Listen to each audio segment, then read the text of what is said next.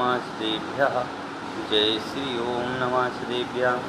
ओम नमः श्रीभ्यः। ओम जय जय जय नमोस्तु नमोस्तु नमोस्तु।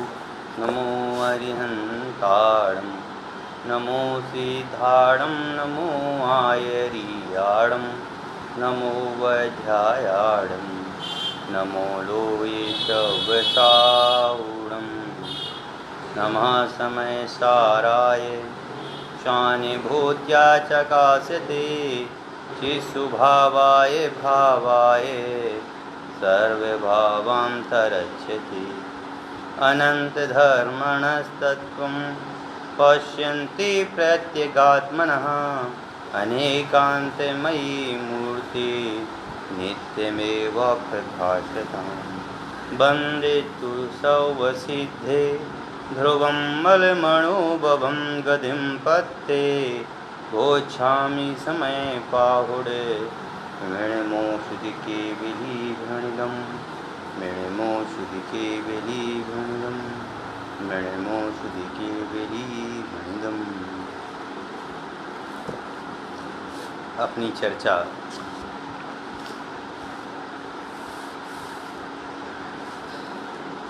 अध्यात्म की सबसे महान ग्रंथ ज्ञान दीपक परम ज्योति चैतन्य चमत्कार ध्रुव तत्व को लक्ष्य करने वाले ऐसे महान ग्रंथाधिराज समय सार पर चल रही है, जिसमें अपने 13वीं गाथा तक और 10वीं कलश तक की चर्चा पूर्ण हो चुकी है। अब इसके बाद में जो उत्थानिका रूप में जो वर्णन जीवाधिकार का किया गया है, उस उत्थानिका को पढ़ते हुए अपन यहाँ 14वीं गाथा को पढ़ेंगे। तो आज अपन देखेंगे 14वीं गाथा के पहले जो विषय वस्तु बताई गई है, जो समय सार की जो 28 गाथाओं की जो विषय वस्तु बताई गई है, उस विषय वस्तु का पहले अपन यहाँ अध्ययन करेंगे।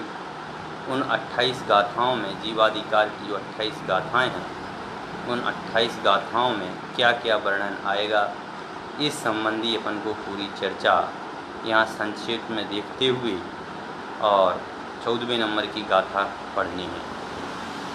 पहले अपन उत्थानिका पढ़ते हैं।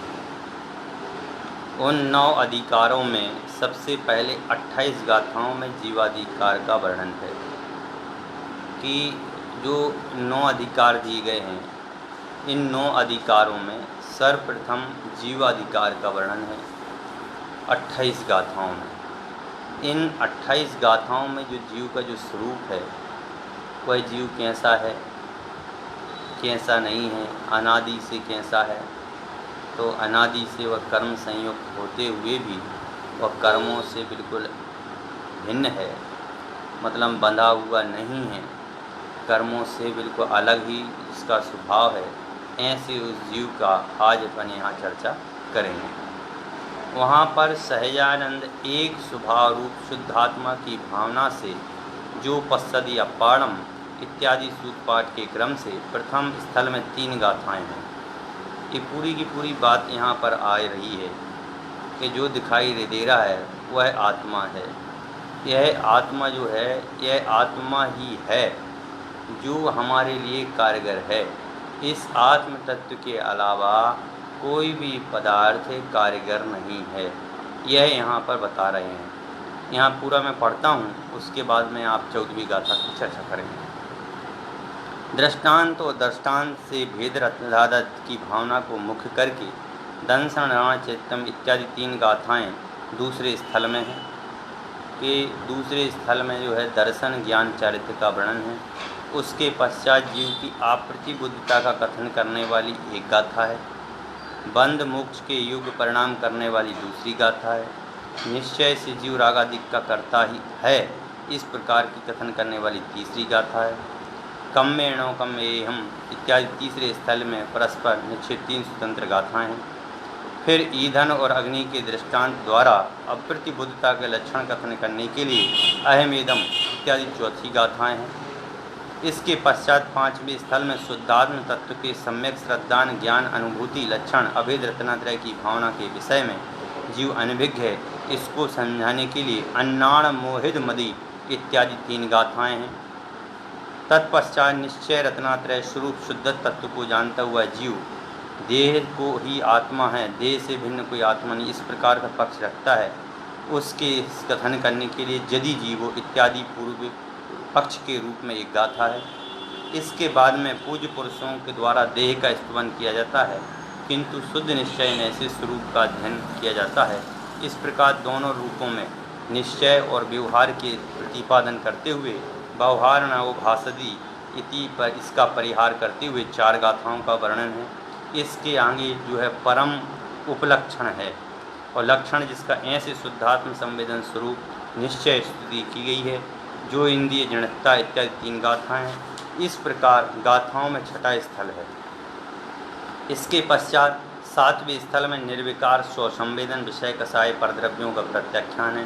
ऐसा कथन करते हुए ऋणाणम सभ्य भावा इत्यादि 4 गाथाएं हैं। तत्पश्चात अनंत ज्ञान आदि हैं लक्षण, जिसका ऐसे शुद्धात्म के सम्यक दर्शन ज्ञान और आचरण रूप जो अभेद रत्नात्रय है वह स्वसंवेदन करने लायक है। इस प्रकार उपसंहार की अहमिक को खलु शुद्ध इत्यादि 1 सूत्र गाथा है। इस प्रकार दंडकों के सिवाय 28 सूत्रों से उत्पन्न हुए 7 स्थलों से जीवाधिकार की पाठनिका हुई है। अब जो गाथा है, अब अपन को जो गाथा पढ़नी है वह गाथा जो है 14वें नंबर की गाथा है, जो अपन लोगों को आज यहाँ देखनी है। जो पश्यदि पाणम अवद्य पुट्ठम अनन्यमणीयदम अविशेषम संयुक्तम तम सुदृढ़यम व्याणी। फिर से पढ़ता हूँ। जो पश्यदि पाणम अवद्य पुट्ठम अनन्यमणीयदम अविशेषमा संयोतम तम सुदृढ़यम व्याणी। कि जो आत्मा जो है, आत्मा कैसा है, जो आने की जो मतलब जो क्यों लगाया, ऊपर अपन ने बात की थी नय की, ऊपर अपन ने बात की थी पहले अपन जो बात कर रहे थे ना शुद्ध नय और व्यवहार नय, वो शुद्ध नय निश्चय नय, और निश्चय नय भी कैसा निश्चय नय, परम शुद्ध निश्चय नय। परम शुद्ध निश्चय नय से अपाड़म आत्मा को, अपाड़म मतलब में आत्मा को अबद्ध पुट्ठम आबद्ध यानी बंद से रहित और पुट्ठम यानी पर के स्पर्श से रहित। समझ गए ना कैसा बताया कि जो आत्मा है वह कैसा है, अबद्ध पुट्ठम है, कर्म बंद से रहित है और पर के स्पर्श से रहित है।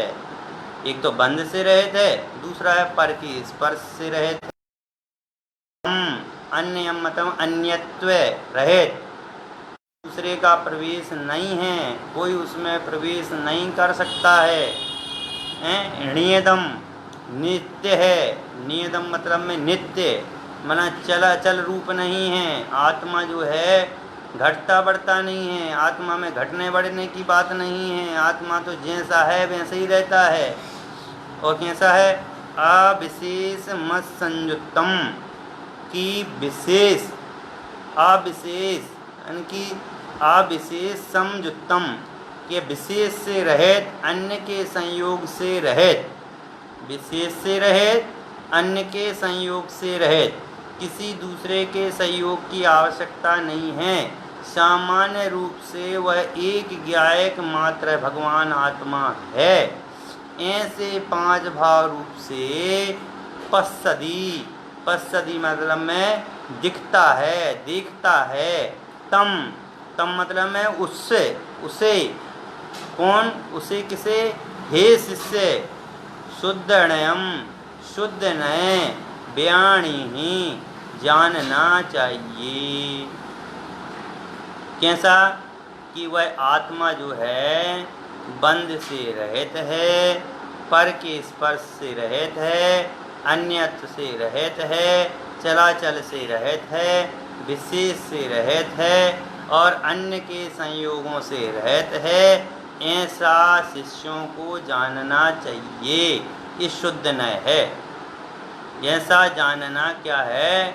शुद्ध नय है। ऐसी बात जो है इस गाथा में अपन को यहाँ पर करनी है। कैसी? कि आत्मा को बंध रहित मतलब में अबद्ध, अबद्ध मतलब में बद्ध नहीं है, समझ गए? बंधन रूप नहीं है। किससे बंधन रूप नहीं है? कह रहे हैं कर्मों से बंधन रूप नहीं है, समझ गए ना? क्यों? हमें तो अनादि काल से, जब अपन इसको ये कहेंगे ना कि आत्मा बंध के साथ में है, आत्मा पर के स्पर्श से सहित है, पर के अन्यत्व से सहित है, चलाचल सहित है, विशेष सहित है, अन्य के संयोग से सहित है, जब हम ये बात करेंगे तो जो ये 5 प्रकार के विशेषण बताए हैं ना, वह 5 प्रकार के विशेषण बेकार हो जाएंगे। क्यों? क्योंकि सबसे पहले ही कहा कि भैया आत्मा को बंध रहित है, हैं? अबद्ध पुट्ठम है, कि आत्मा जो है बंध से रहित है, अबद्ध है। अनादिकाल से यह जीव शरीर और आत्मा को एक जान रहा है। कैसा जान रहा है? कि शरीर और आत्मा जो है अनादिकाल से ही एक रूप है। उसने आज तक यह नहीं जाना कि आत्मा जो है अलग है और मैं अलग हूँ, इसलिए बद्ध था। लेकिन अबद्ध मतलब में छुआ तक नहीं है, अबद्ध मतलब में छुआ तक नहीं है। एक आत्मा के प्रदेश ने एक पुद्गल के प्रदेश को आज तक टच नहीं किया, समझ में है?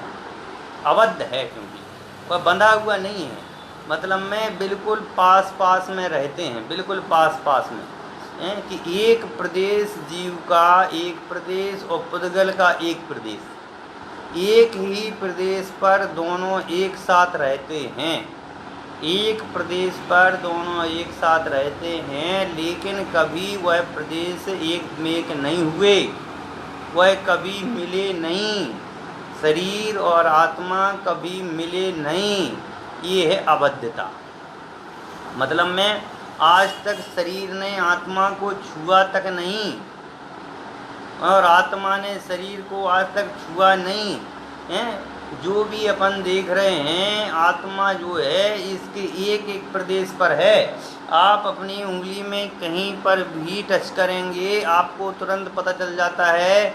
इसका मतलब ये है कि यहाँ आत्मा नाम का द्रव्य है, जीव नाम का द्रव्य है और इस पुद्गल से मिला हुआ है, लेकिन मिला हुए होने पर भी वह एक मेक नहीं है, वह तो उस पुद्गल से बिल्कुल भिन्न है। जैसे हम जहाँ बैठे हैं या आप लोग जहाँ पर बैठे हैं, तो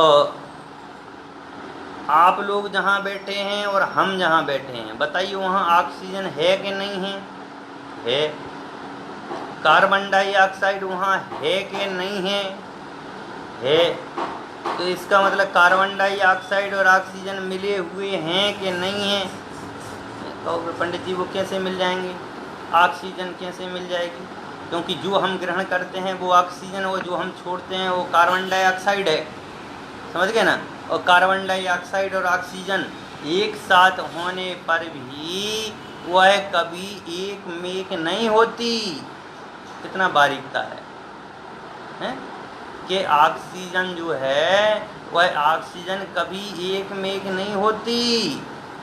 ज्ञानावरणादि कर्म हमारे प्रति समय उदित रूप में रहते हैं, लेकिन वह कभी हमारे नहीं होते। यह ज्ञानावरणादि का जो क्षयोपशम है वह क्षयोपशम भी मेरे से भिन्न हैं। उनका जो उदय है वह उदय भी मेरे से बिल्कुल भिन्न है। ना तो ज्ञानावरण, ना दर्शनावरण, ना वेदनी, ना मोहिनी, ना आयु, ना नाम, ये सब मेरे नहीं हैं। ये ज्ञानावरणादि द्रव्य कर्म ये मेरे नहीं हैं, मैं इनसे बंधा हुआ नहीं हूँ, मैं तो इनसे बिल्कुल फुर्सत हूँ। फुर्सत हूँ मतलब मैं इनसे बिल्कुल भिन्न हूँ। ये मेरे एक समय पर भी मेरे नहीं हैं, समझ गए। जैसे ऑक्सीजन कार्बन डाइऑक्साइड की एक समय में भी नहीं है, और एक प्रदेश कार्बन डाइऑक्साइड का है तो वहाँ एक प्रदेश है ऑक्सीजन का भी है। एक ही प्रदेश पर शरीर और पुद्गल के शरीर होने पर भी, एक ही प्रदेश पर शरीर और आत्मा दोनों एक साथ होने पर भी कभी छूते नहीं हैं। ऑक्सीजन और कार्बन डाइऑक्साइड एक साथ होने पर भी वह कभी एक मेक होते नहीं हैं, दोनों बिल्कुल भिन्न रहते हैं। ऐसे ही कह रहे हैं कि भैया चाहे हमारे वो द्रव्य कर्म हों, चाहे भाव कर्म हों, और चाहे नो कर्म हो, ये कभी हमें टच नहीं करते हैं, बिल्कुल हमसे बिल्कुल दूर हैं, 1% भी हमसे मिले नहीं हैं। इस बात का हमें बिल्कुल गंभीरता से ध्यान रखना कि हम कैसे हैं, अबद्ध हैं, में मतलब कर्मों से रहित हैं, कर्मों से हमारा कोई भी बंधन पना नहीं है, आत्मा बंध से रहित है। दूसरी बात क्या बताई, अस्पृष्ट है। अस्पृष्ट मतलब पर के स्पर्श से रहित है, हैं को पर के स्पर्श से रहित है मतलब में एक बार देखो उदाहरण देखना, एक बार इसको उदाहरण में ही लेना, नहीं तो अन्यत्र ले लो आप कि भगवान भी ऐसा भी करते हैं क्या। भगवान का समुच्चरण चल रहा है, जीव और कर्म में लड़ाई हुई है, आत्मा बोली भैया कर्म करने वाला तो एक कर्म है, इस कर्म के कारण से हमें दुख होता है, ये कर्म हमें छूता है, कर्म ही हमें परेशान करता है, कर्म अनादि से हमारा साथ नहीं छोड़ रहा है, कर्म हमें तो चारों गतियों में परिभ्रमण कर रहा है, कर्म ही हमारा बहुत नुकसान कर रहा है, कर्म ही, अरे भैया मेरे को ले दे कि कर्म जो इतना परेशान कर रखा है जिसकी मैं गिनती नहीं है, मैं बहुत दुखी हूँ इस कर्मों से। अब भगवान के सम्मोचरण में पहुँचे, भगवान के सामने गए कर्म और जीव, तो कर्मों ने कहा भगवान, कर्म बोले भगवान पहले मैं सुखी दुखी नहीं कर सकता। एक बात उन्होंने कही कर्मों ने, मैं किसी को सुखी दुखी नहीं कर सकता, मेरा जो है मैं किसी को सुखी दुखी करने का मेरा स्वभाव नहीं है, मैं किसी को 1% भी सुखी दुखी नहीं कर सकता, क्योंकि मुझ में ज्ञान नहीं है, मुझ में 1% भी ज्ञान नहीं है कि मैं किसी को सुखी कर सकूं या किसी को दुखी कर सकूं, ये मेरा स्वभाव है ही नहीं है। फिर कहता है कि मैं स्वयं सुखी दुखी होने के लिए बुलाता हूँ, बुलाया जाता हूँ कि आ जाइए मुझे सुखी करिए, मुझे दुखी करिए। मैं कभी नहीं कहता आत्मा से तुम मेरे पास में आओ, हैं, ये मुझे बुलाता है और मैं जाता हूँ, बिना बुलाए मैं जाता नहीं हूँ। कर्म जो है कहने लगा मैं बिना बुलाए नहीं आता, यही कहता है भैया मैं पुण्य की क्रिया कर रहा हूँ, इसलिए जो कर्म बन जाता है, ये पुण्य की क्रिया जब अपनी मानता है तो बस मैं आ जाता हूँ, हैं, ये पाप की क्रिया अपनी मानता है तो मैं आ जाता हूँ, मैं क्रोधी हूँ तो मैं आ जाता हूँ, मैं दयावान हूँ तो मैं आ जाता हूँ, मैं लोभी हूँ तो भी आ जाता हूँ, मैं परमात्मा हूँ ऐसा कहता तो भी मैं आ जाता हूँ। भाई जब जब ये ज्ञान मुझे बुलाता है, जब तक ये जीव मुझे बुलाता है मैं चला आता हूँ, मैं बिना बुलाए नहीं आता, मैं आता भी हूँ तो बाहर ही रहता हूँ। भगवान से कह रहा है कर्म, क्या कह रहा है कि ये ज्ञानी जीव जब मुझे बुलाते हैं, ये जीव जब मुझे बुलाता है तो मैं आता तो हूँ पर मैं बाहर रहता हूँ, इसके गले में हाथ नहीं डालता, इसके बिल्कुल भिन्न रहता हूँ, इसको कभी मैं छूता नहीं हूँ, इसको मैं टच नहीं करता, डोंट टच। समझ गए। बिल्कुल बोल देता हूँ भैया मैं तो अलग ही रहने वाला हूँ, मैं तो बाहर रहने वाला व्यक्ति हूँ, हैं, अंदर में आप रहो। कह रहे तो मैं बाहर रहता हूँ, कभी इसको छूता नहीं हूँ, ये मेरी ओर, कह रहे मैं चला जाऊँगा। कब चला जाऊँगा?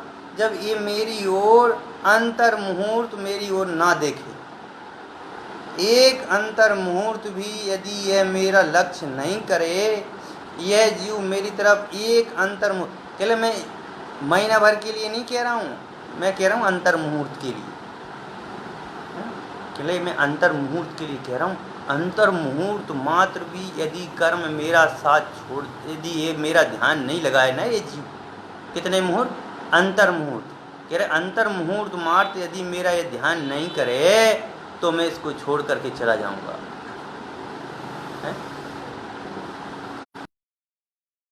इसका मतलब क्या है?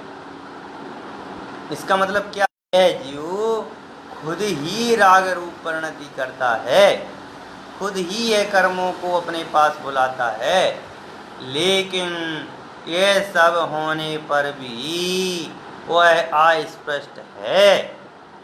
कर्म उसको कभी छूते नहीं हैं, वह कर्मों से बिल्कुल भिन्न है।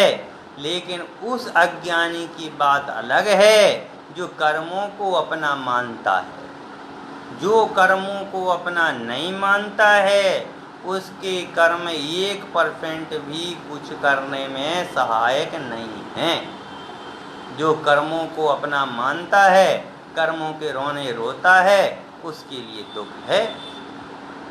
और जो कर्मों से बिल्कुल दूर ही है, वह दूर ही है, उसको कोई प्रॉब्लम नहीं है। लेकिन जो कर्मों को अपना पास मानता है, जो कर्मों के संयोग में अपना संयोग मानता है, जो कर्मों की क्रिया में अपनी क्रिया मानता है, समझ गए ना, उसका मैं साथ नहीं छोड़ता हूँ। तो यह आत्मा जो है शुद्ध नय की दृष्टि से देखा जाए तो यह आत्मा जो है यह कर्मों से बिल्कुल रहित है। कर्म इसको छूते नहीं हैं, कर्मों से इसको संबंध नहीं है। ये तो एक ज्ञायक चैतन्य रूप परिणाम है। बस इस एक ज्ञायक रूप चैतन्य परिणाम को ही लक्ष्य में रखना है, तो आपको क्या हो जाएगा? अस्पष्ट। ये दूसरे शब्द है। पहला क्या बताया? अबद्ध, के आत्मा कर्मों से बंधा नहीं है। दूसरा है अस्पष्ट, कि कर्म जो है आत्मा को छूते नहीं हैं। आत्मा जो है कर्मों से कैसा है? दूर रहने वाला है। अब तीसरा है अनन्य, कि अन्यत्व रहित है। अन्यत्व रहित मतलब अनन्य, अनन्य मतलब में आत्मा अन्य अन्य नहीं है। क्या कहा? आत्मा अन्य अन्य नहीं है, मतलब में अपन को अन्य अन्य दिखाई देता है, लेकिन अन्य अन्य होता नहीं है। हमें नरक गति का जीव दिखाई देता है, हमें त्रेंच गति का जीव दिखाई देता है, हमें देव गति का जीव दिखाई देता है, हमें निगोद का जीव दिखाई देता है, हमें एक इंद्रिय जीव दिखाई देता है, ये दिखाई देता है, वो दिखाई देता है, सब दिखाई देता है, पर अन्य अन्य हैं। अन्य अन्य है मतलब में ये आत्मा से ये सभी अन्य अन्य हैं। ये पर्याय जो है मेरी नहीं है, समझ गए ना, ये पर्याय मेरी नहीं है, अन्य है। इस आत्मा के अलावा मेरा कुछ भी नहीं है, इस आत्मा के अलावा सब अन्य अन्य हैं। ये बात समझ, इसका नाम है अन्यत्व। ये 5 गुण बताए ना, अबद्ध, अस्पष्ट, और तीसरा क्या बनाया? अन्यत्व, अनन्य, अनन्य। तीसरा क्या बताया? अनन्य, कि जो अन्य अन्य हैं वो कौन है? अनन्य हैं। कि किससे अन्य अन्य हैं? तो कहा आत्मा से। आत्मा द्रव्य अलग है और आत्मा से जितने भी हैं ये सब अन्य अन्य हैं। समझ में आई है कि नहीं है? एक बार मैंने आपको उदाहरण भी दिया था कि किसी शादी में किसी ने कहा भैया मैं तो 1 किलो सोना लूँगा। क्या लूँगा? 1 किलो सोना लूँगा। इसमें अनन्य भाव घटा रहा हूँ मैं, अब ध्यान रखना। ये मैं तो 1 किलो सोना लूँगा और उसने शादी में मुझे क्या दिया? अंगूठी दी, कंगन दिए, कान के लटकन जो भी बोलते हैं बाले जो भी वो दिए, नाक की नथन दी, गले का मंगलसूत्र दिया, गले में जो हार लगता है वो हार दिया, हैं सब कुछ दिया। मेरे को सोना तो दिया ही नहीं है। मतलब कितनी बड़ी बात, मेरे को अंगूठी दी ने, सब कुछ दिया मेरे को, लेकिन मेरे को सोना नहीं दिया। अब आप कहोगे पंडित जी कैसी बात करते हो आप, हैं सोना नहीं दिया तो क्या दिया? भैया यदि आपने द्रव्य दिया होता, सोना दिया होता, तो वह सोना कभी टूटता नहीं, और मेरी चैन तो टूट गई है। अंगूठी कभी टूटती नहीं, मेरी अंगूठी तो टूट गई है। मतलब मैं अन्य अन्य अन्य अन्य का मतलब मैं अंगूठी अन्य है, समझ गए ना? अंगूठी अन्य है, और जो कान के वो हैं वो अन्य हैं, मंगलसूत्र अन्य हैं, हार अन्य हैं, सब अन्य अन्य होने पर भी मैं अपने रूप में ही रहता हूँ।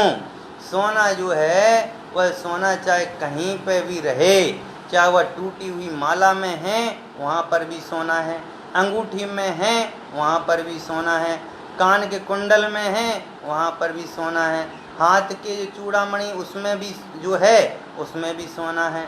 टूट जाए कूट जाए कुछ भी हो जाए, लेकिन सोना तो सोना ही रहता है। ऐसे ही कह रहे हैं, चाहे वह नरक में हो तो वहाँ जीव तत्व भिन्न है, वह जो स्वर्ग में हो तो वहाँ पर भी जीव तत्व भिन्न है, किसी भी पर्याय में हो तो वहाँ पर भी जीव तत्व भिन्न है। जिस प्रकार से आभूषण भिन्न भिन्न होते हैं, ये सोना सोना ही रहता है। ऐसे ही कह रहे हैं, आत्मा आत्मा ही रहता है, चाहे वह किसी भी गति में जाए, किसी भी द्रव्य में जाए, किसी भी पर्याय में जाए, कहीं पर भी जाए, लेकिन सोना सोना रूप ही रहता है। ये बात अपन को सिद्ध करनी, इसका नाम है अन्यत्व भाव, अनन्य भाव। ये है अनन्य भाव है। जो 5 भाव बताए ना, उसमें अनन्य मतलब अन्य अन्य है नहीं, समझ में? तो मतलब 4 गतियों में होने पर भी अपना जो स्वभाव रूप भाव है वह बिल्कुल भिन्न है। चाहे वह आभूषण रूप में लगा लो, मैं स्त्री हूँ, मैं पुरुष हूँ, मैं ये हूँ, मैं वो हूँ, समझ गए? फिर भी इन सभी में मेरा वीतराग भाव जो है वह बिल्कुल भिन्न है। मैं स्त्री हूँ, वहाँ पर भी आत्मा जो बिल्कुल अलग है। कहो मैं पुरुष हूँ, मैं त्रियंच हूँ, मैं देव हूँ, मैं नारकी हूँ, मैं सिद्ध हूँ, सब हूँ, तब भी पे वह ज्ञायक भाव जो है उससे बिल्कुल अन्य है, पर्याय से बिल्कुल अन्य है। जो अपने आत्मा से जो भी अन्य अन्य दिखाए उसका नाम है अन्य भाव, अनन्य भाव नाम है उसका, अनन्य भाव।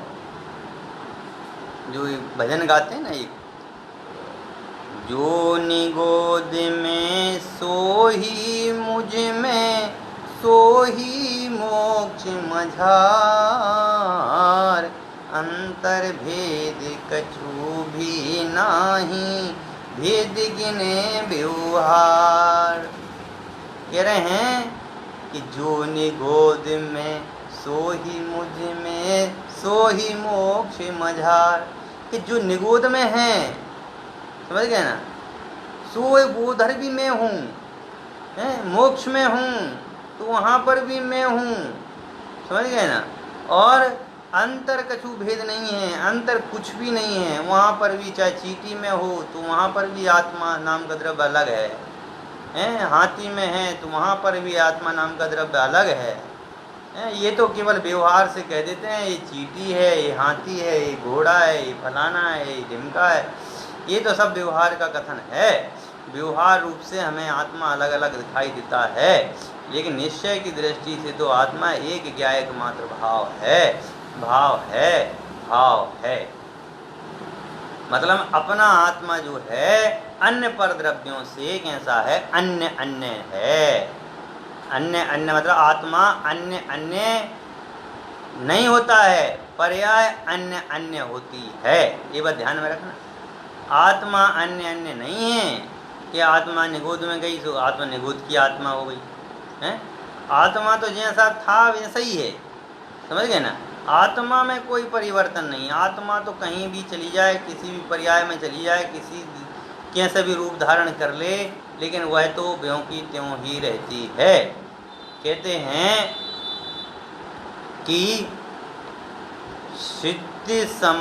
सिद्ध भगवान के समान ही है आत्मा, कि वह आत्मा जो है वह सिद्ध के समान ही है।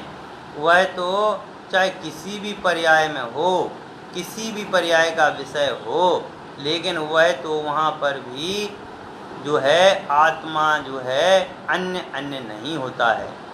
कहीं पर भी चले जाए लेकिन आत्मा अन्य अन्य नहीं होता है। आत्मा तो एक ही रहता है, अनन्य रूप, समझ गए ना। आत्मा तो कैसा रहता है, अनन्य रूप रहता है।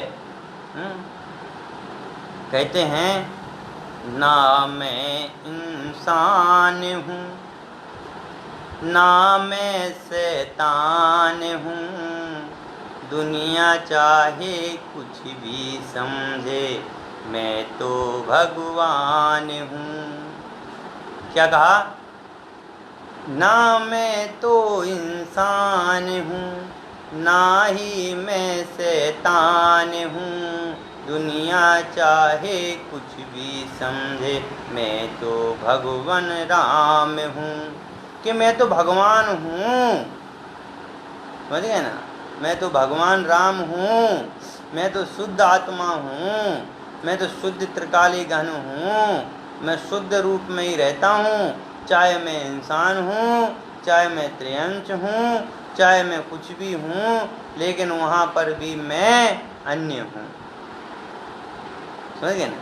वहाँ पर मैं अन्य अन्य रूप नहीं हूँ कि भाई इंसान में गया तो इंसान रूप हो गया, शैतान में गया तो शैतान रूप हो गया, मिथ्या दृष्टि की पर्याय में गया तो मिथ्या दृष्टि रूप हो गया, सम्यक दृष्टि की पर्याय में गया सम्यक। अरे कह रहे भैया मैं तो वही हूँ, शुद्ध आत्मा ही हूँ, मुझ में अन्य अन्यपना नहीं है, हैं?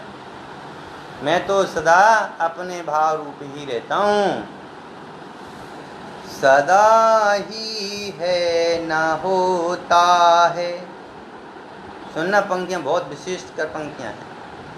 सदा ही है ना होता है, ना जिसमें कुछ भी होता है, अहो उत्पाद व्यय निरपेक्ष सदा ही बोध हमारा है। निरपेक्ष है बिल्कुल।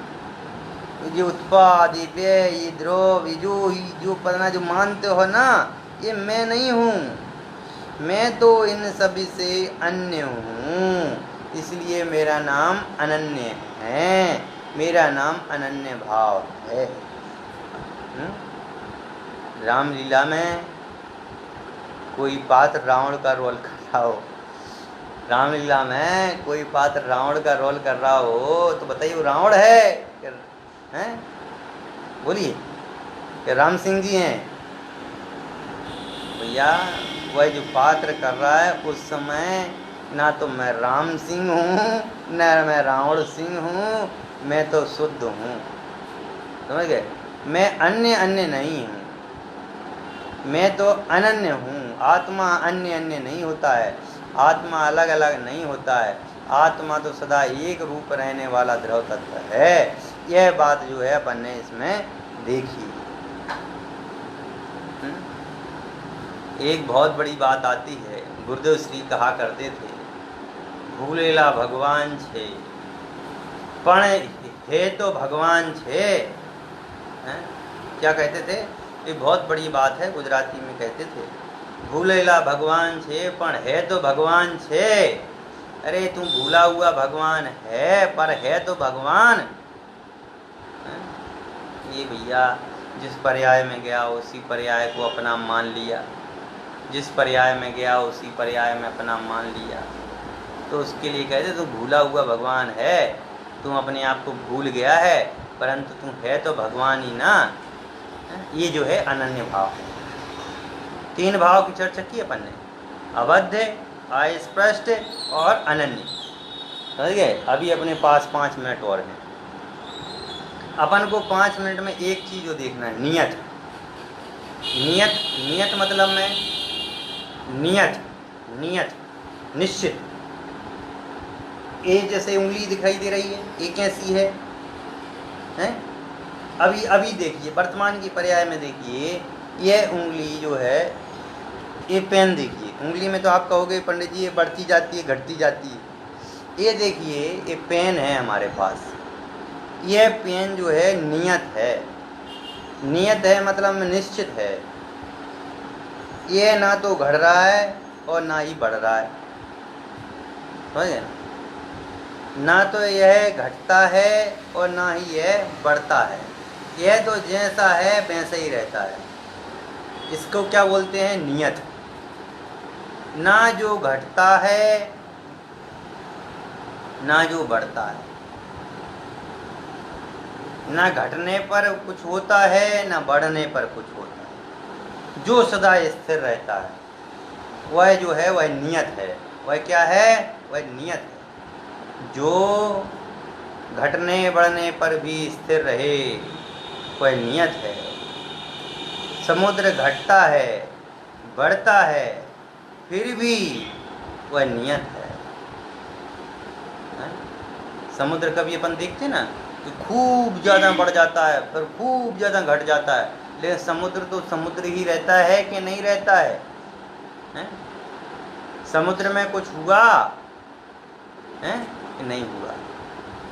तो ऐसे ही जो आत्मा है, यह आत्मा जो है, ये आपको शरीर के घटने बढ़ने से ये आत्मा घटता बढ़ता नहीं है। आत्मा तो जितना है उतना ही रहता है। आत्मा का स्वभाव घटना बढ़ना नहीं है। आत्मा तो अपने प्रदेशों में ही मस्त रहता है। आत्मा में जितने गुण हैं वह गुण कभी कम ज़्यादा नहीं होते। आत्मा का एक गुण भी कभी परिवर्तित नहीं होता। आत्मा का एक गुण भी कभी बड़ रूप में बढ़ जाए या फिर घट जाए, ऐसा आत्मा का स्वभाव नहीं है। आत्मा तो नियत पदार्थ है। आत्मा में घटना बढ़ना एक समय पर भी नहीं होता। कह रहे हैं क्षयोपशम, क्षयोपशम ज्ञान जो है वह कितना ही घट जाए या कितना ही बढ़ जाए, क्षयोपशम ज्ञान कितना भी बढ़ जाए कितना भी घट जाए, लेकिन वह जो आत्मा है वह तो उतना ही है। इसका नाम है नियत। गुण स्थानों की चर्चा करते समय गुण स्थान कितने ही हो जाएं तब भी पे, चाहे वह मिथ्या दृष्टि का गुण स्थान हो, चाहे वह केवल ज्ञानी का गुण स्थान हो, समझ गए ना? उनके गुण स्थान आदि घटने बढ़ने में ये तो जीव तत्व तो ज्यों का त्यों है। समझ गए ना? बात को बहुत गंभीरता से समझना। नियत है मतलब में जो घटता बढ़ता नहीं है। कौन नहीं घटता बढ़ता? हमारा आत्मा। हमारा आत्मा का स्वभाव घटने बढ़ने का नहीं है। हमारा आत्मा तो नियत है। हमारा आत्मा कभी भी घटता बढ़ता नहीं है। हमारे आत्मा में घटने बढ़ने की कोई चीज़ नहीं है। हमारा आत्मा तो स्थिर है, नियत है। जितना है उतना ही रहेगा। क्षयोपशम कितना भी हो जाए और कितना भी चला जाए, लेकिन आत्मा तो उतना ही रहेगा।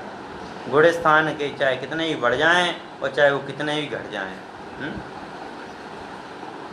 लेकिन वह आत्मा तो निश्चित है, नियत है। गुण स्थान में तुझे आनंद आएगा, मुझे आनंद नहीं आएगा। गुण स्थान में जिसे आनंद आता है वह जीव जो है अज्ञानी है। गुण स्थान में जिसे आनंद नहीं आता है, जिसे कुछ विचार ही नहीं, तो जिसे गुण स्थान का नाम नहीं मालूम, नाम मालूम होने पर भी जिसको गुण स्थान से मतलब नहीं है, ऐसा जीव जो है नियत है।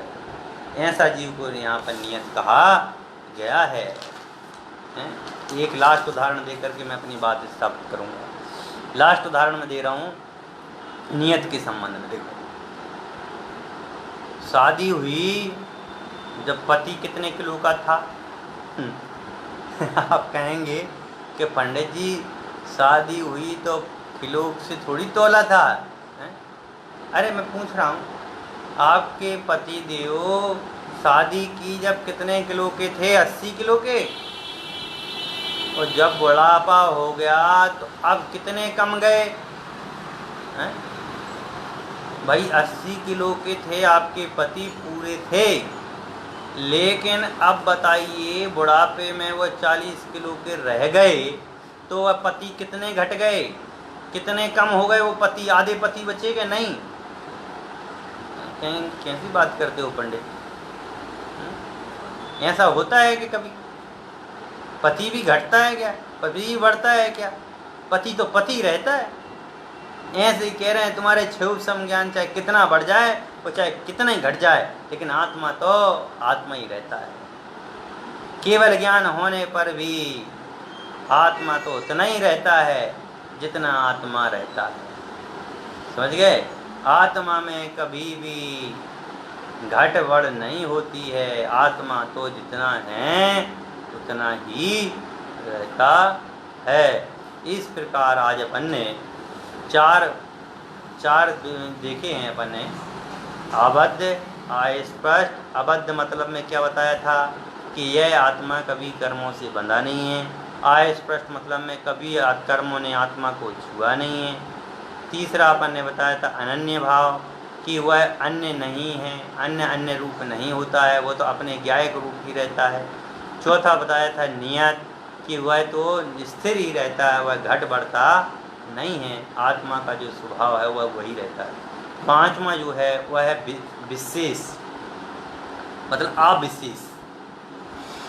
विशेष से रहित मतलब अविशेष। और छठवा है अपना है अन्य के संयोग से रहित, मतलब असंयुक्त है। असंयुक्त आत्मा का गुण है। इस प्रकार अन्य दो गुणों की जो चर्चा है वह इन दो गुणों की चर्चा कल अपन करेंगे। और कल टीका के जो उदाहरण दिए गए हैं टीका में, उन टीका के उदाहरणों को पढ़ कर के अपने विषय का प्रतिपादन करेंगे।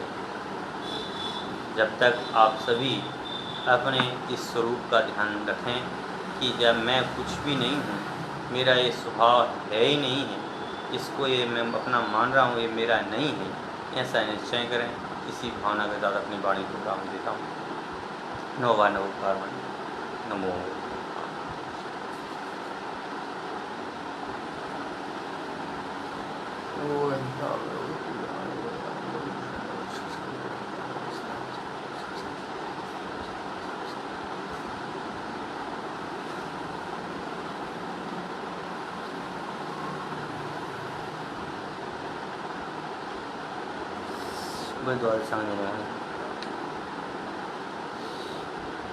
द्वाल सांजनवाणी माता की जय। वही समस्त वितरागी संतों की जय। बुरी जैन धर्म की जय।